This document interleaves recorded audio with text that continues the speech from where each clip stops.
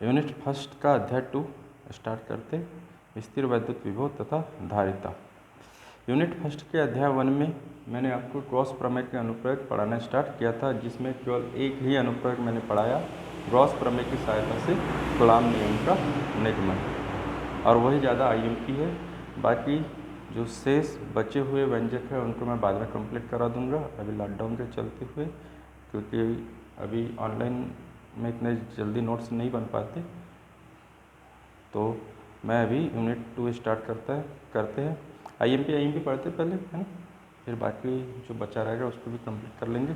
तो जिसमें सबसे पहला टॉपिक है विद्युत विभव, समझेंगे उसको, है ना। मैं मान लेता हूँ किसी बिंदु O पर एक बिंदु आवेश +Q स्थित है। अब किसी बिंदु O पर एक बिंदु आवेश +Q स्थित है, तो इस आवेश का विद्युत क्षेत्र हो गया चारों। मैं मान लेता हूँ इस प्रकार, ये किसी आवेश का क्या है, विद्युत क्षेत्र है। ये क्या है, विद्युत क्षेत्र है, इस आवेश का विद्युत क्षेत्र है। मैं मान लेता हूँ कोई एकांत धनावेश है जो अनंत पर स्थित है। तो विद्युत विभव की परिभाषा इस प्रकार है, एकांत धनावेश को अनंत से विद्युत क्षेत्र के किसी बिंदु तक लाने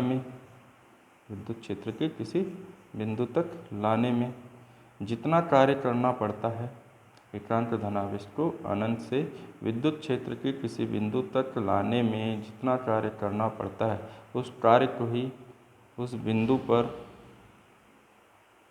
वैद्युत विभव कहते हैं। सिंपल सी डेफिनेशन है, तो नोट्स बना लेते हैं। विद्युत विभव की परिभाषा, एकांत धनावेश को अनंत से विद्युत क्षेत्र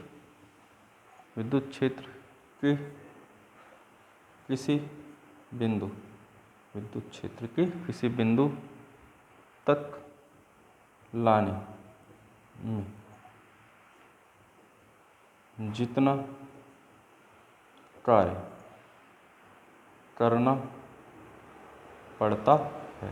जितना कार्य करना पड़ता है, उसे उस बिंदु पर वैद्युत विभव, या उस बिंदु का, ऐसे भी लिख सकते हैं, उसे उस बिंदु पर वैद्युत विभव कहते हैं। इसे कैपिटल V से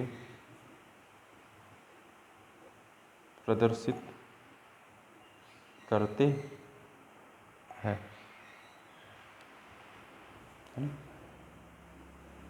मैं मान लेता हूँ बिंदु पर एक बिंदु आवेश +Q स्थित है, तो इसके चारों ओर इसका विद्युत क्षेत्र होगा। एक एकांत धनावेश होगा जो अनंत पर स्थित होगा। इस एकांत धनावेश को विद्युत क्षेत्र के किसी बिंदु तक लाने में जितना कार्य करना पड़ता है, उस कार्य को ही उस बिंदु पर विद्युत विभव कहते हैं। मैंने आपको बताया था। तो सूत्र बना देते हैं, मान लेते हैं, माना परीक्षण आवेश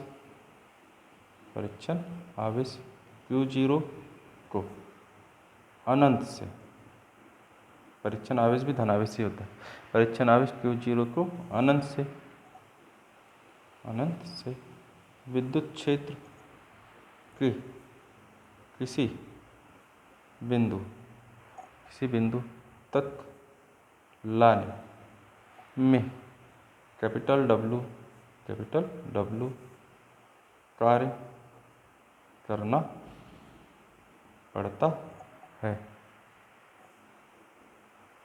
तब परीक्षण आवेश Q0 को ला रहे हैं, परीक्षण आवेश Q0 को अनंत से विद्युत क्षेत्र के किसी बिंदु तक लाने में W कार्य करना पड़ता है। तो एकांत धनावेश को लाने में W/Q0 कार्य करना पड़ेगा, है कि नहीं।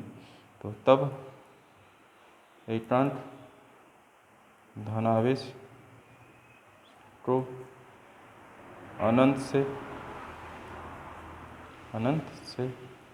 विद्युत क्षेत्र के किसी बिंदु तक लाने में किया गया कार्य, ये हो जाएगा W/Q0। और ये लाइनी परिभाषा एकांक धनावेश को दिखाया था। तो अतः विद्युत विभव VA बराबर हो जाएगा W/Q0, मतलब कार्य बटे आवेश का अनुपात होता है विद्युत विभव। अब इसकी प्रकृति समझ लेते हैं। अदिश राशि की सदिश राशि है ना, चूंकि विद्युत विभव एक प्रकार का कार्य है और कार्य एक अदिश राशि, इसलिए विद्युत विभव भी अदिश राशि ही है। तो लिखेंगे चूंकि कार्य अदिश राशि है, अतः विभव भी एक अदिश राशि है। इसके नेक्स्ट वाले वीडियो में मैं विभव के मात्रक, विभव का विमीय सूत्र बताऊंगा।